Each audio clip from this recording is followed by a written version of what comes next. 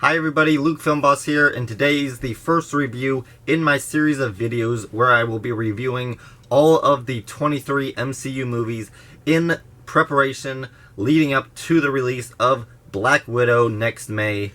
Today I will be reviewing Iron Man. At the beginning of this movie, we see Tony as a selfish, irresponsible, overindulged in worldly pleasures kind of guy, but while part of us doesn't like him, he's a really bad role model, another part of us just kind of is starting to get attached to him because of his personality and good-spirited humor. What really makes us care about Tony Stark, though, is that before we see him as a selfish playboy, gambling billionaire, we see him running for his life through gunfire and bombfire. We see him get hit with shrapnel from a missile, and he gets kidnapped and imprisoned by terrorists. The reason that it's so important for the war zone scene where Tony gets captured by the terrorists to come before the scenes where Tony is a playboy billionaire is because while we're watching him as the billionaire, we had already seen what happens to him afterwards, and so we know he's going to get a punishment of some form.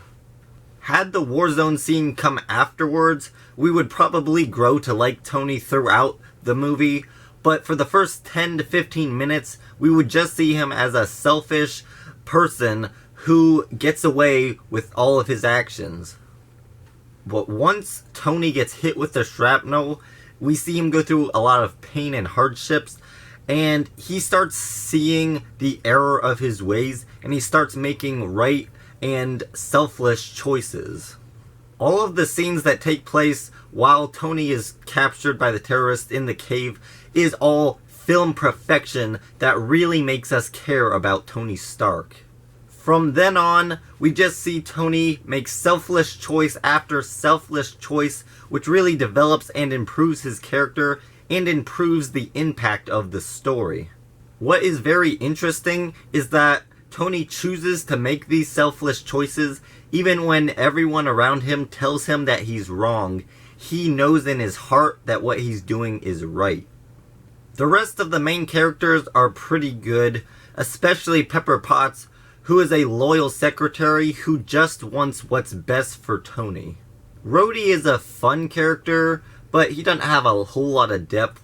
I guess one of his main characteristics is that he kind of wants a little bit more respect from Tony as his friend, but they don't develop this too far, but Rhodey is still very good, but I do think that his replacement was better for the role. Obadiah Stane was a good villain. He wasn't a great villain, but he was better than most of the movies in this franchise have to offer. He didn't have extremely good motivations. He was just kind of a greedy businessman who just wants to see the company go bigger and bigger, and he's willing to do it at any cost, and he wants to be the forefront of that.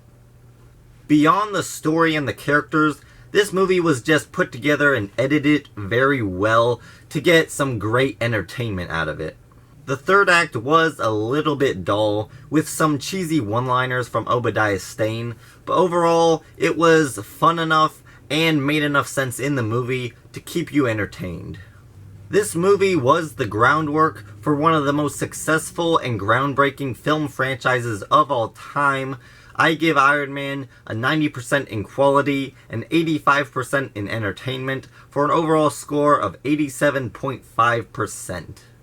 Thanks everyone for watching. Please like, comment, and subscribe. If you like this video, then be sure to check out more of my videos on my channel and click that notification bell to help you be on the lookout for more videos from Luke Filmboss.